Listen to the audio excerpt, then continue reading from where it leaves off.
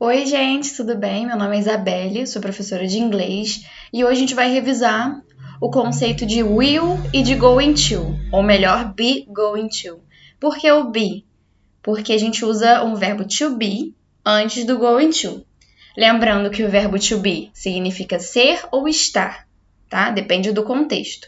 E por que to be? Be é o ser ou estar. O to é uma partícula que, quando usada antes do verbo, indica que o verbo está no infinitivo, ou seja, não está conjugado. Por isso, ser, estar. Ninguém ser e estar, né? Então, por isso, verbo to be é a mesma coisa que o verbo ser ou estar. Então, normalmente a gente usa o verbo to be antes do going to, tá? E o going to e o will são partículas que indicam futuro, tá bom? Quando você quiser fazer uma frase em inglês no futuro, você vai usar will ou going to, tá? Eles não têm diferença no significado, tá? Eles têm diferença, assim como eu coloquei aqui no quadro, no contexto, ou seja, dependendo do contexto, dependendo do que você for falar, você vai usar um ou outro. E nessa aula a gente vai ver a diferença entre um e outro. Então, quando que a gente usa o will? O will, geralmente, a gente usa para quando a gente não tem certeza de algo, tá? Por exemplo, eu coloquei aqui, I guess I will travel to Europe. Ou seja, eu acho, I guess, I will, eu irei, né, viajar para a Europa. Quem dera. Mas I guess I will. Então, eu acho que vou dar uma certa incerteza, tá? Ou então, se você diz, eu acho que ela virá amanhã. Não sei se você tá esperando uma amiga ou uma pessoa, você vai dizer, I think she will coming tomorrow. Ou seja, eu acho que ela virá amanhã, tá? Então, toda vez que você falar de incerteza, algo que você não tem muita incerteza, não precisa ter eu acho, algo assim na frase. Mas quando você não tem certeza do que você tá falando, você vai usar will. Então, outro motivo de usar o will, para falar sobre coisas corriqueiras, como assim, que acontece no dia a dia.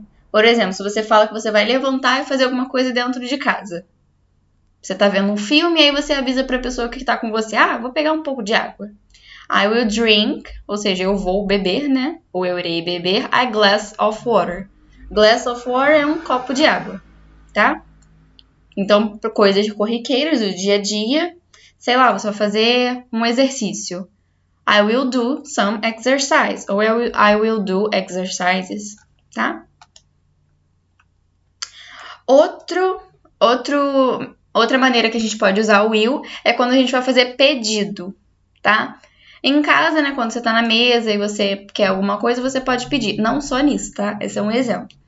Quando você quer, pode me passar o sal? E aí a gente vai usar will you pass me salt? Ou seja, é difícil traduzir, não é correto, mas imagina. É como se fosse irá você me passar o sal, tá?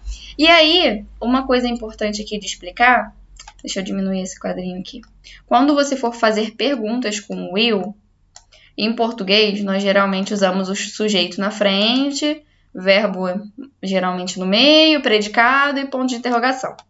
Só que no inglês, a maioria das perguntas que vocês forem fazer, o verbo vai vir na frente. Como assim? Se eu digo I will pass, eu vou passar em qualquer coisa.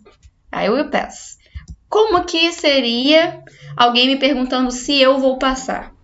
A gente pega o verbo e coloca na frente. Will you, que é a pessoa, né, com quem você está falando. Will you pass? Ou seja, você irá passar? É como se fosse passará você. Passará você. Não faz sentido, por isso que a gente não traduz, tá? Mas toda vez que você quiser fazer perguntas, você vai colocar o verbo na frente, depois sujeito, depois... Na verdade, normalmente vai ter dois verbos, mas o verbo auxiliar, né? Que pode ser will, pode ser um verbo to be. Então, geralmente, o will vai vir na frente, depois o sujeito, depois o verbo principal, ou seja, o mais importante, tá bom?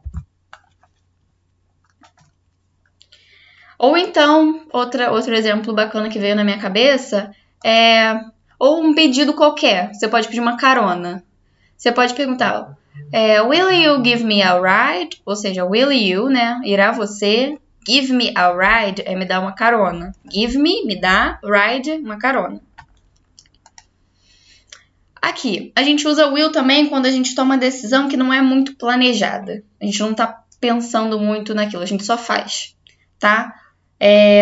Por exemplo, aqui a gente tem it's hot, ou seja, tá calor. I will turn the air conditioning on, ou seja, eu vou ligar o ar-condicionado.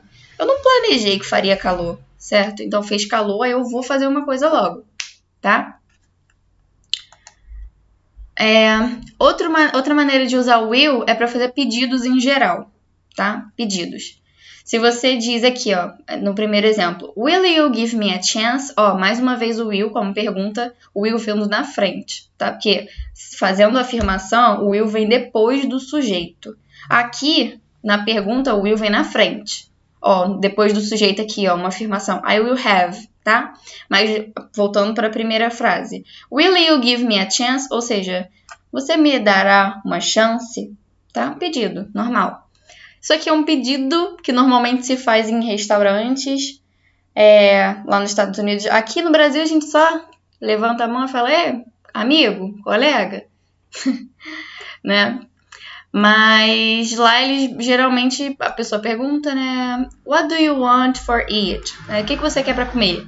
E aí você pode falar, I will have an orange juice. Ou seja, eu terei um suco de laranja. Você já se adianta, né? Mas é assim que fala. Um dos jeitos de falar para você pedir alguma coisa. I will have é tipo, eu vou ficar com suco de laranja. E aí um tipo de pergunta, né, de pedido, mas afirmando. E a terceira, will you pass the salt? Ou seja, tipo, poderá, né, passar o sal? Tá, e aí? A gente já viu o will. O will tem vários jeitos. O be going to só tem um. Tá? O be going to é totalmente ao contrário do will. Se o will não se fala de incerteza, ações não planejadas, pedidos, o be going to, que o be é o do verbo to be, a gente vai sempre usar um verbo to be, depois o going to. A gente vai falar sobre ações planejadas ou intenções futuras. Se você diz I'm going to travel tomorrow, ou seja, eu vou estar, né, viajando amanhã. Ou eu viajarei amanhã, só que é algo planejado. Ou então, Anna is going to open her own business next month.